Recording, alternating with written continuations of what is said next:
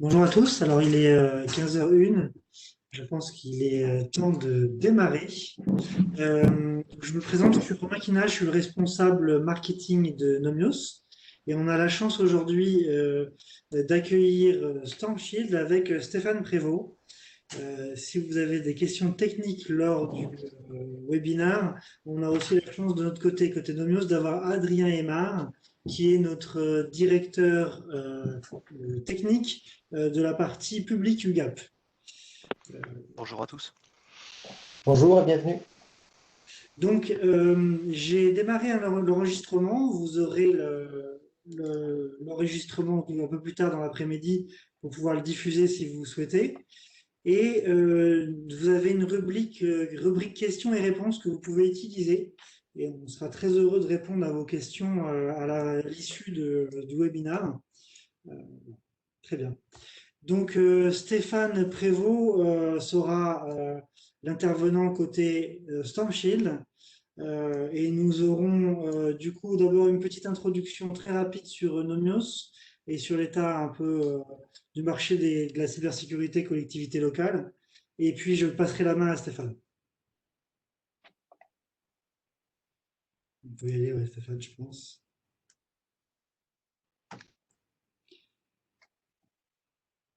Alors, qui nous sommes? Peut-être que vous ne nous connaissez pas tous. En quelques mots, on est une société qui a maintenant 17 ans d'existence. On a 176 collaborateurs. L'année dernière, on a fait 118 millions d'euros de chiffre d'affaires. On a une présence partout en France à travers toutes nos agences que vous voyez sur la carte. Et on peut intervenir sur toute la chaîne d'un projet de cybersécurité, à la fois en projet, en assistance, en audit, en amont des projets, en intégration, puis une fois qu'on a intégré, en support, en service manager. On peut déléguer des personnes dans vos entités pour vous aider pendant X mois à réaliser vos projets. Et on peut aussi former vos ingénieurs aux outils qui sont installés dans votre environnement.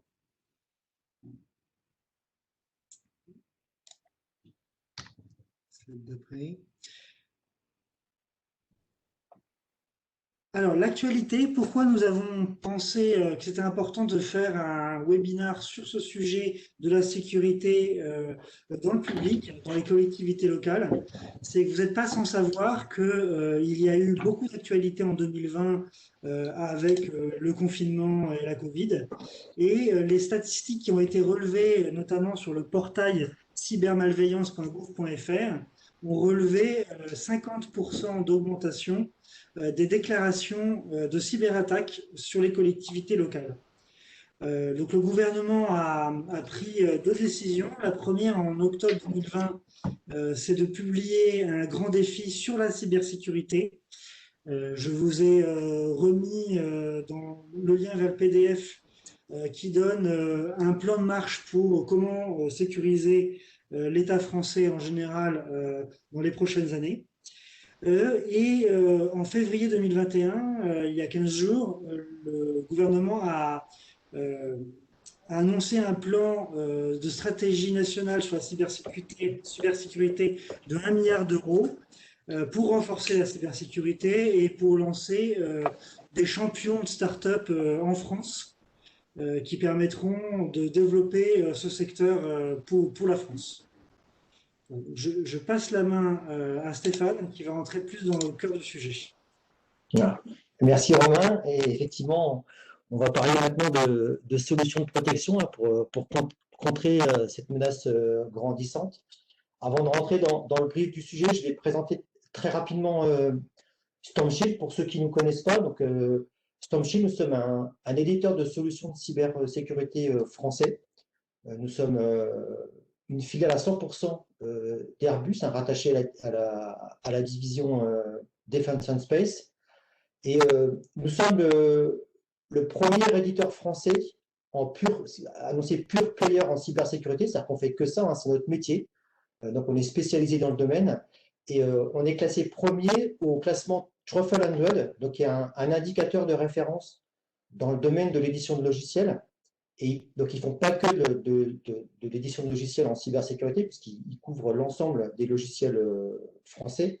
Et on se classe 33e dans l'édition 2020 du Truffle Web, donc 33e sur tous les éditeurs logiciels français et premier pure player français en cybersécurité.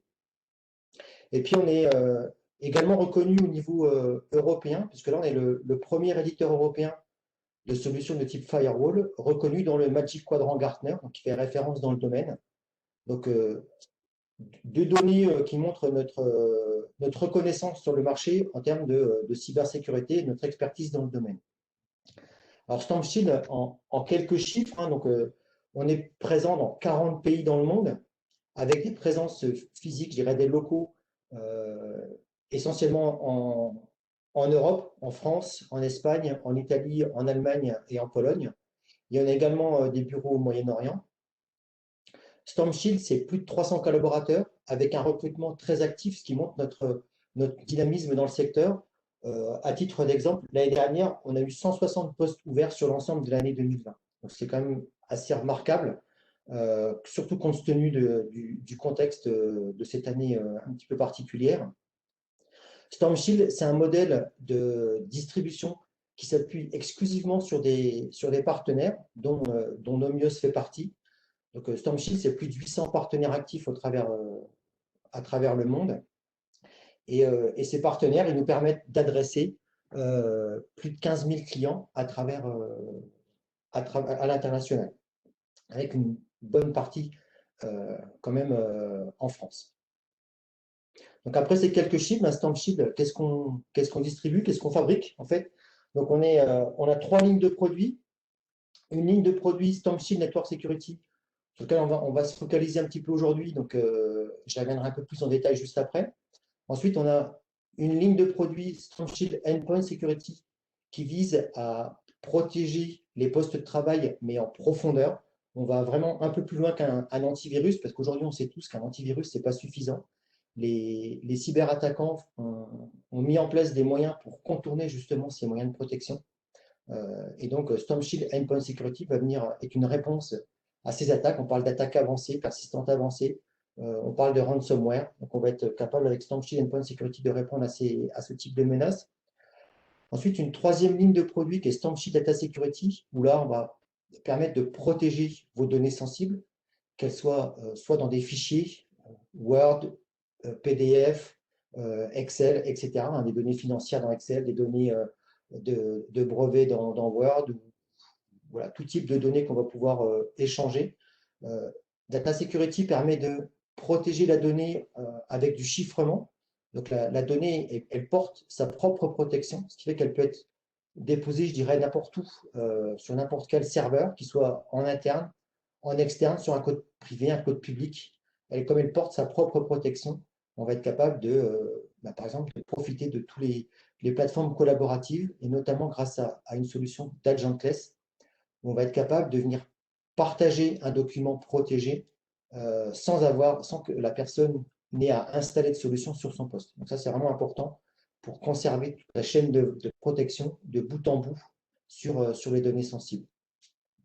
Et puis une quatrième ligne de produit, alors qui est plutôt en fait une offre commerciale, hein, avec des produits spécifiques, enfin des messages spécifiques sur le monde des réseaux opérationnels, donc pour Industrial Security, puisqu'on va être capable de l'adresser à la fois en network sur de la protection périphérique ou de la protection de segmentation des réseaux opérationnels, mais également pour protéger les postes de contrôle en profondeur avec StormShield Endpoint Security, où là on a une réelle expertise au niveau réseau sur les protocoles opérationnels qui vont nous permettre d'accompagner nos clients dans le secteur industriel, dans leur convergence entre leur infrastructure IT et leur infrastructure OT, donc plutôt le monde informatique traditionnelle versus informatique opérationnelle. Donc une ligne de produits complets en réseau, endpoint et protection de la donnée qui s'articule autour de 3 atouts importants. Notre ambition est tout d'abord de proposer des technologies de confiance au travers de solutions certifiées et qualifiées au plus haut niveau européen.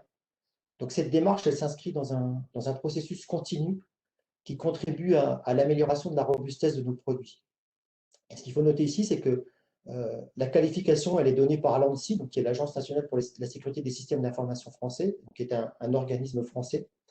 Et le fait d'être qualifié par l'ANSSI montre toute la confiance que l'État français a dans nos produits.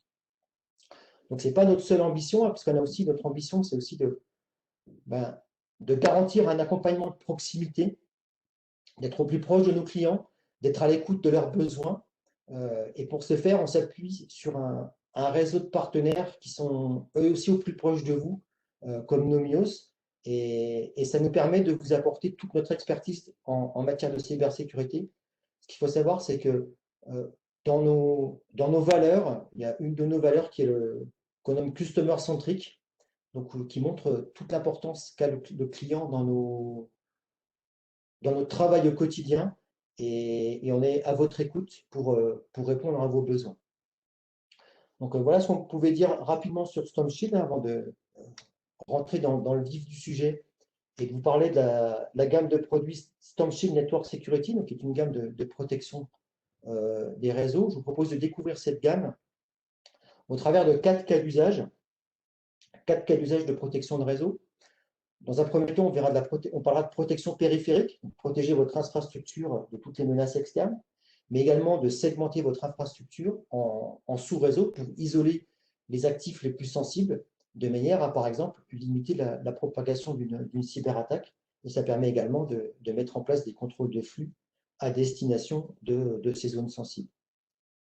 Ensuite, on verra dans un deuxième cas d'usage qu'à partir de ces contrôles de flux, on va pouvoir mettre en place de la prévention d'intrusion pour aller faire une analyse de paquets en profondeur pour contrôler d'une part la conformité protocolaire de ces paquets réseau, mais également bloquer les attaques réseau au travers d'un système de prévention d'intrusion. Ensuite, dans un troisième temps, on sait que l'usage d'Internet, il est important. C'est l'usage qu'en font nos collaborateurs, il est important. C'est là où on véhicule aussi une partie de la menace. Donc l'idée, c'est de sécuriser l'usage d'Internet au travers de la navigation et apporter une protection contre les contenus malveillants. Et puis dans un dernier temps, on verra comment est-ce qu'on peut mettre en place sur une protection périphérique un moyen de se protéger contre les attaques sophistiquées telles que les attaques persistantes avancées ou les ransomware qui sont, je dirais, un peu notre cauchemar, enfin votre cauchemar ces temps-ci, depuis de nombreuses années. Donc on va voir comment est-ce qu'on peut y répondre au travers d'une solution périphérique. Donc on vous propose, donc je commence par le premier cas d'usage sur la protection périphérique et la segmentation. Donc le principe, c'est de commencer par déployer un firewall en périphérie de votre infrastructure qui va venir vous protéger contre toutes les intrusions qui pourraient être faites par des cyberattaquants, donc qui voudraient accéder à vos serveurs sensibles, à vos données sensibles, aux données de vos administrés qui seraient stockées sur vos serveurs. Donc l'idée, c'est de protéger votre infrastructure contre ces menaces en mettant en place cette protection périphérique avec des pare-feux qui peuvent être mis aussi également, qui peuvent être déployés dans des infrastructures cloud pour protéger également les données que vous pourriez externaliser dans un cloud public ou dans un cloud privé. Donc ça, c'est tout un ensemble de protections qu'on va également pouvoir déployer sur les agences ou sur les sites distants. Je pense notamment, par exemple, à une mairie. On va avoir le site des bâtiments techniques qui va être un site à part de la mairie, mais ils vont pouvoir être reliés par un lien qui va être chiffré, donc sécurisé. On parle de VPN, pour Virtual Private Network, et qui va permettre d'échanger des données entre ces deux entités de manière sécurisée. Et grâce au VPN, on peut aussi mettre en place, toujours dans de la protection périphérique, mais plutôt là pour protéger les collaborateurs qui pourraient travailler depuis leur maison. Alors, en ces temps de pandémie, c'est plus je dirais, l'usage et l'habitude qu'on a en ce moment. Avant, c'était plutôt occasionnel. Là, c'est vraiment au quotidien. On a nos collaborateurs, nos employés qui travaillent de chez eux. Donc, l'idée, c'est de leur mettre à disposition des solutions de protection pour chiffrer les données de manière à leur permettre d'accéder à l'infrastructure en toute sécurité, comme s'ils étaient dans leur bureau. Donc voilà, un ensemble de protections au niveau de la périphérie.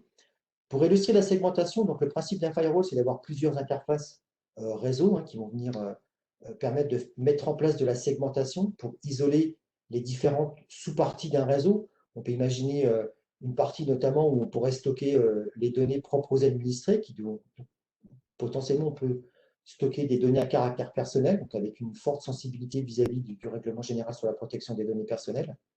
Donc là, on va segmenter pour isoler les parties les unes avec les autres, pour mettre en place des contrôles de flux, contrôler qui fait quoi sur ces données sensibles, par exemple, ou sur mon serveur en particulier, sur un serveur qui pourrait être sensible, que je souhaite isoler, je vais l'isoler sur un segment particulier.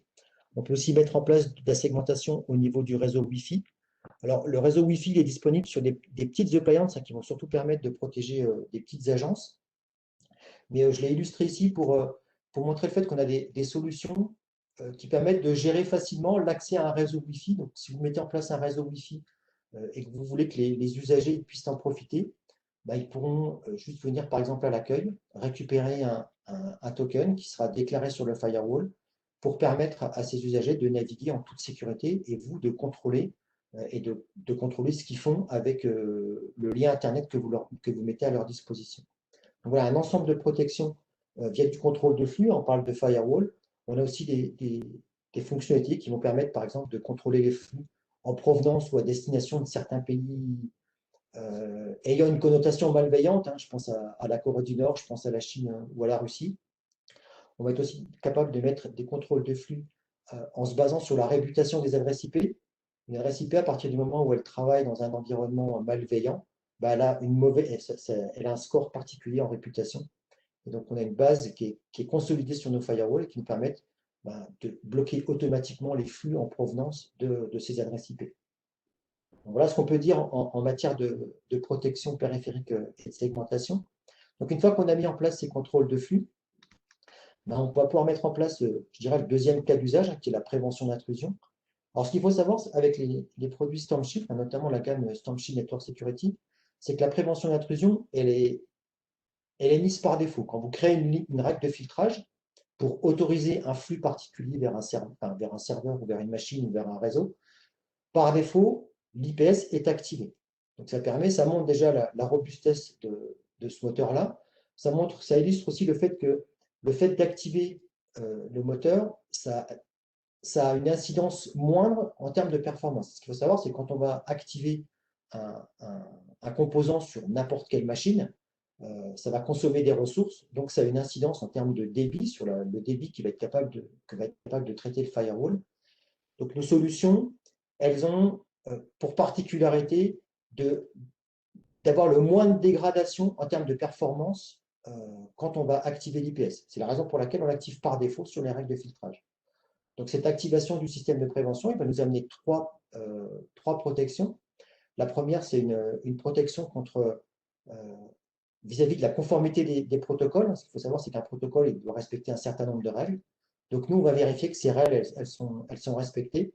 Alors, on fait ça de manière ciblée, c'est-à-dire que non pas avec une signature, donc une signature qui pourrait, je ne sais pas vous imaginer, pour reconnaître un paquet réseau avec un certain nombre de signes. Ça, c'est de la protection par signature. Ici, avec une signature, on pourrait laisser passer certains paquets mal forgés qui pourraient décaler le paquet légèrement de quelques octets ou de quelques bits. Du coup, la non-conformité pourrait passer au travers, alors que nous, on va vraiment chercher à aller champ par champ, distinguer champ par champ et vérifier champ par champ pour limiter les erreurs et être sûr que le protocole qu'on est en train de laisser passer, il est bien conforme au standard. Une fois qu'on a fait ça, on va pouvoir faire de l'analyse contextuelle. Et là, c'est pareil, on se distingue des concurrents dans le sens où les concurrents, en général, ce qu'on fait, c'est qu'on analyse paquet par paquet, alors que nous, on va venir analyser un échange de données dans toute sa globalité. Ce qu'il faut savoir, en général, c'est que sur des échanges réseau, on a souvent une requête et en réponse, on va avoir un paquet de réponses. Et souvent, le paquet de réponses, il contient une information qui est liée à la requête. Nous, ce qu'on va faire, c'est qu'on va contrôler que cette information, elle est bien présente dans la réponse pour s'assurer qu'elle est bien en adéquation avec la requête et qu'on n'est pas en train d'accepter un paquet qui va nous permettre de faire du DNS spoofing, par exemple. Une fois qu'on a fait ça, on va pouvoir, donc on a fait tous ces contrôles, on va pouvoir mettre en place bloquer les attaques réseau, donc vraiment de la prévention d'intrusion, ce qu'on appelle de l'IPS au sens strict du terme, où on va contrôler de manière très fine le paquet pour vérifier s'il ne véhicule pas un ensemble d'octets qui correspond à une signature connue d'un virus. Donc là, on va être capable de bloquer des attaques de type cross-scripting ou de clickjacking. On va être également capable de détecter des suites d'octets qui représentent l'exploitation d'une vulnérabilité en particulier. Donc là, une fois qu'on a fait ça, on offre une bonne couverture, on offre un bon kit de protection contre les exploits réseau. Ce qu'il faut savoir, c'est que on est capable de bloquer également les menaces inconnues, dans le sens où la façon dont on réalise les signatures, on va être capable de bloquer la signature au moment où on la calcule, mais également on anticipe avec tous les variants qui pourraient en découler. Et donc, on va faire de la protection proactive ou de la protection dite 0D sur toutes les variants d'un malware connu. Donc, voilà ce qu'on peut dire en termes de protection et de prévention d'intrusion une fois qu'on a mis en place du contrôle de flux. Ensuite, je vous propose donc de passer au troisième cas d'usage sur la sécurisation de l'usage d'Internet, avec dans un premier temps le contrôle des usages du web qui est fait par vos usagers. Alors d'une part, pour contrôler et maîtriser votre bande passante, pour s'assurer que les sites de streaming qui ont une grande consommation de bande passante, on les réserve plutôt sur les plages de déjeuner. Donc on va être capable de définir des règles de filtrage pour dire j'autorise les flux de streaming aux périodes sur les horaires, les plages horaires de déjeuner. Et en dehors de ces plages horaires, on réserve la bande passante pour des flux plus opérationnels et de manière à maintenir une certaine productivité. Ensuite, au niveau de ces contrôles des sites web, on va être capable aussi de venir faire du contrôle, ce qu'on appelle du filtrage d'URL. Donc, de venir empêcher les usagers de naviguer vers des sites reconnus comme véhiculant des contenus malveillants. Donc là, on s'appuie sur des catégories de sites web. Donc le principe du filtrage URL, c'est de définir des catégories de sites web, d'autoriser sur certaines plages horaires ou pas du tout, ou de refuser complètement certaines catégories de sites web.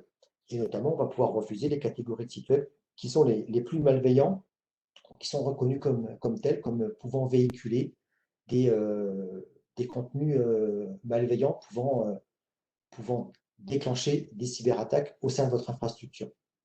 Ensuite, au niveau de l'usage d'Internet, on a également le contrôle des emails, où on va être capable, avec un firewall multifonction comme les solutions Storm Network Security, de venir mettre en place du filtrage de l'anti-spam pour venir filtrer les emails reconnus comme étant des spams pour diminuer le temps passé par vos collaborateurs à gérer les emails. On leur enlève tous les spams. Ça leur permet de se focaliser sur les emails les plus importants. Et puis enfin, on va être capable, sur les flux comme les flux web, donc HTTP, les flux mail ou les flux de transfert de fichiers comme FTP, de mettre en place de la protection contre les virus pour s'assurer que si on fait un transfert de fichiers ou si on fait un téléchargement depuis un site web, on va passer par un antivirus pour s'assurer que le fichier qu'on est en train de télécharger, il ne contient pas un virus ou un malware.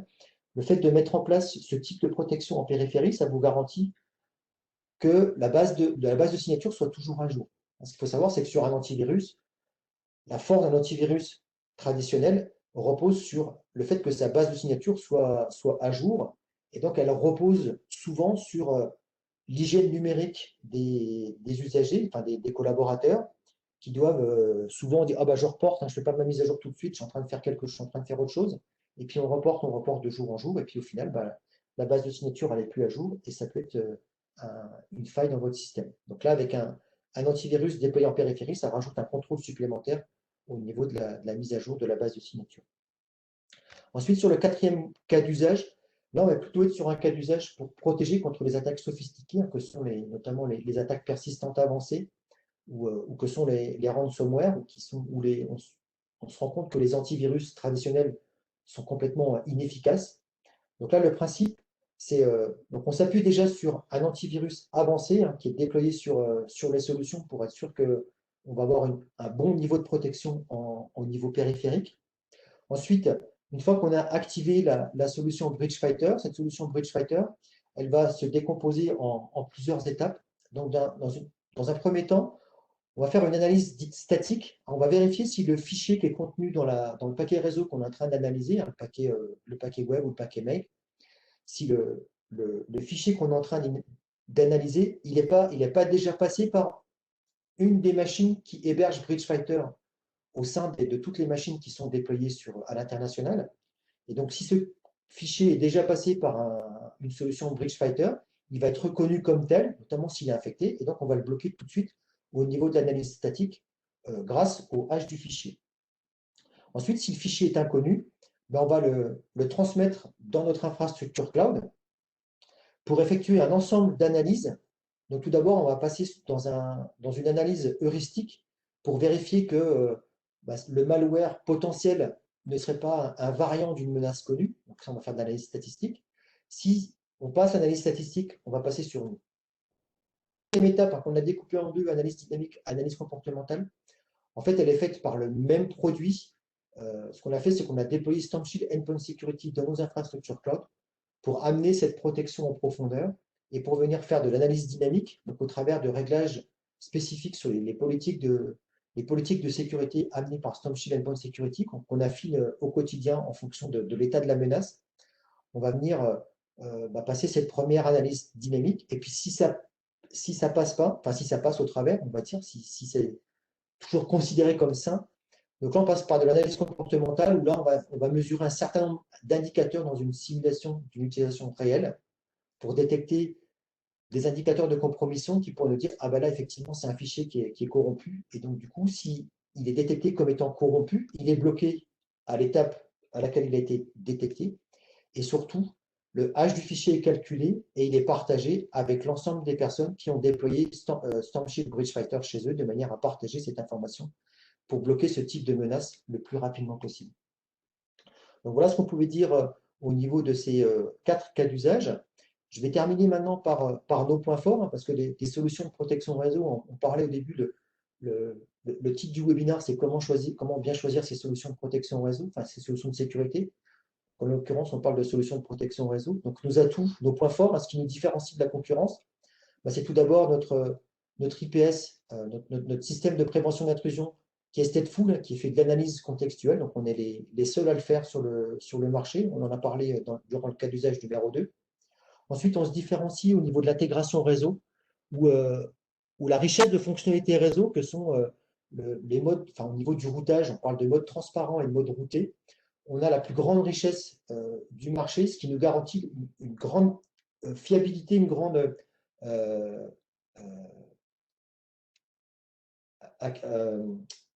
un grand détail dans la façon dont on peut intégrer nos solutions dans l'infrastructure existante. Ensuite, le troisième point fort, là encore, c'est une solution qui n'existe pas chez nos concurrents. Donc, il y a un moteur de gestion des vulnérabilités.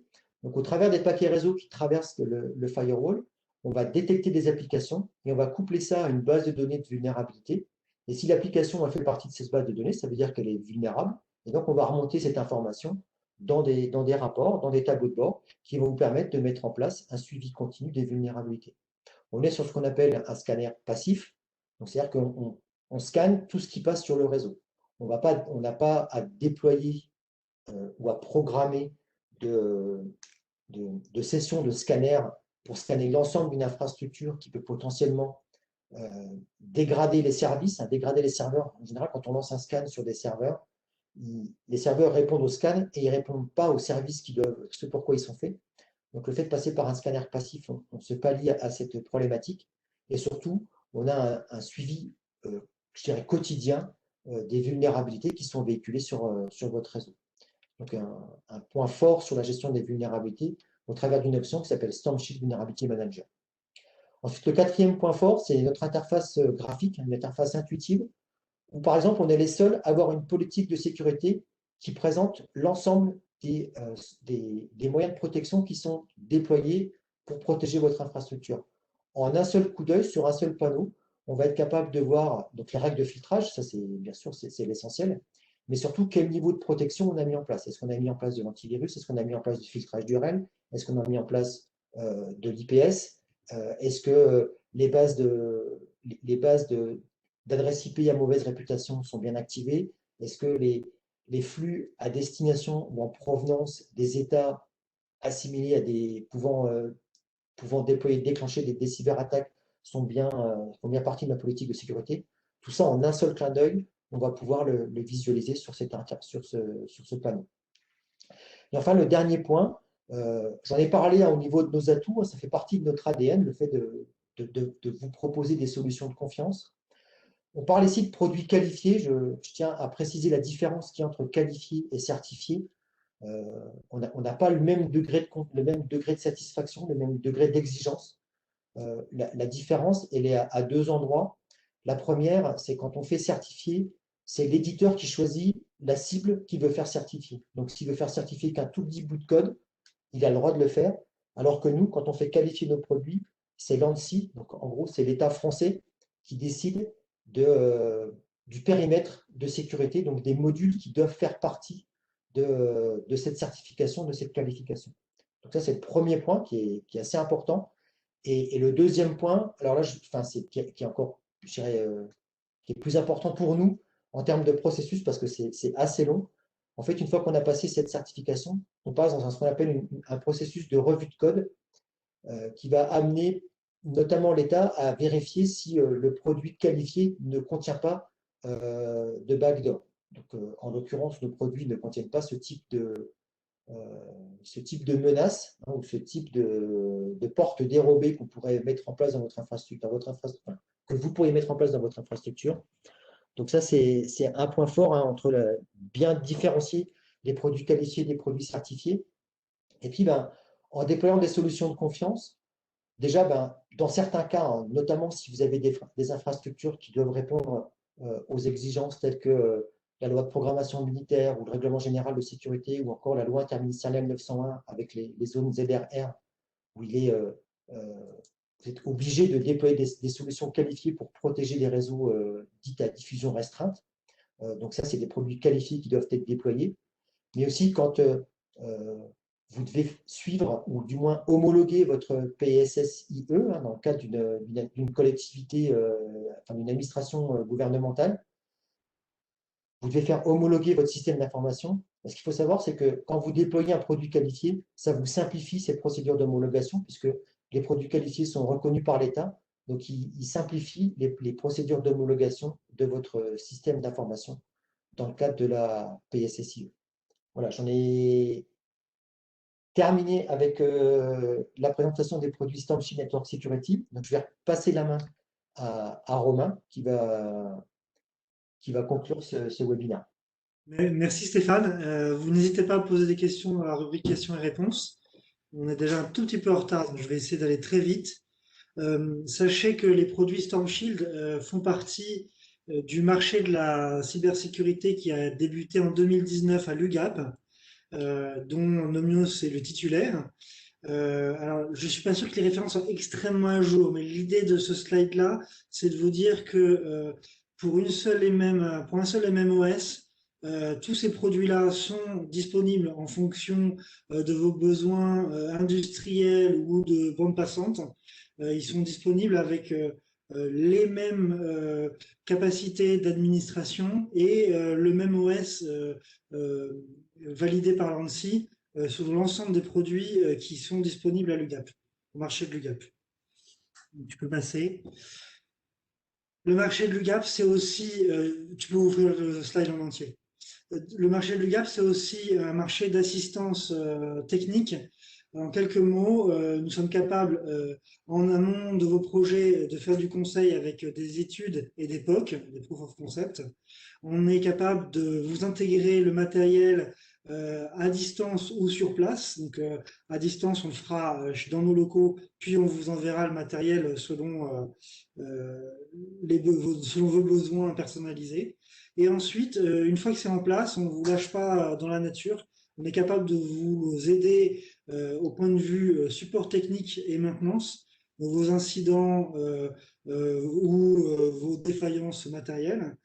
On est capable aussi de superviser ou de passer des changements sur votre infrastructure depuis un centre qui est à Boulogne et à Lyon, donc un centre français avec des gens qui vous connaîtront si vous prenez ce service-là.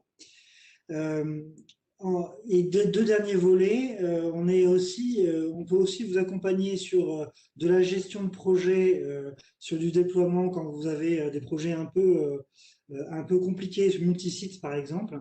Et enfin, si vous avez besoin d'avoir des formations certifiantes pour vos administrateurs, donc vous pouvez passer par le marché UGAP pour commander ces formations certifiantes en StormShield. On sera très heureux de les planifier avec vous. Alors, j'ai une question. En termes de sécurité, qu'en est-il du piratage et de la fuite de données que vous avez subi? Très bonne question pour toi, Stéphane. Oui, alors c'est assez vague hein, comme question.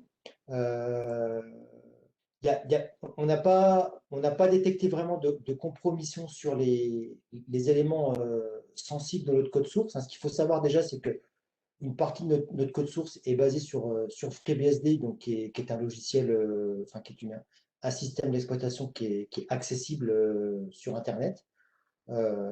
Et puis au niveau de la fuite de données, on a respecté les règles de l'art en matière pour prévenir les personnes qui étaient impactées. Et, et voilà, on peut pas en dire plus. Euh, je ne sais pas si vous avez des questions un peu plus spécifiques. Ce qu'il faut retenir, c'est qu'il n'y a pas de fuite sur les éléments qui sont dans les équipements actuellement déployés, en fait. C'est ça, hein, Stéphane. Oui, oui, c'est ça, c'est ça. Oui, oui, oui, oui, oui, oui. Ça n'a pas touché ce qui pourrait être déployé chez vous en termes de code. Non, non, c'est le code source qui a été, une partie du code source qui a été récupérée. Donc là-dessus, il y a aucune incidence au niveau des équipements qui sont déployés chez nos clients.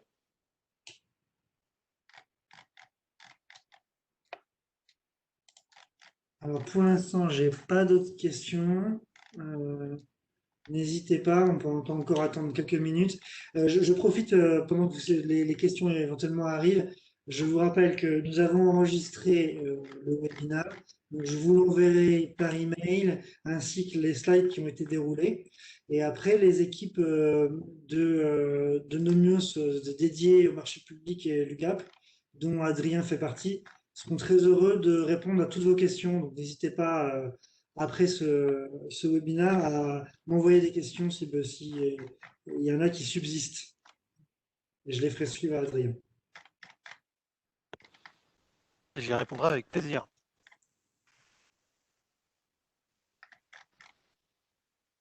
Alors, je ne vois pas d'autres questions qui arrivent. Donc, je vous propose, vu qu'on a déjà débordé un peu de 9-10 minutes, de vous souhaiter un bon après-midi.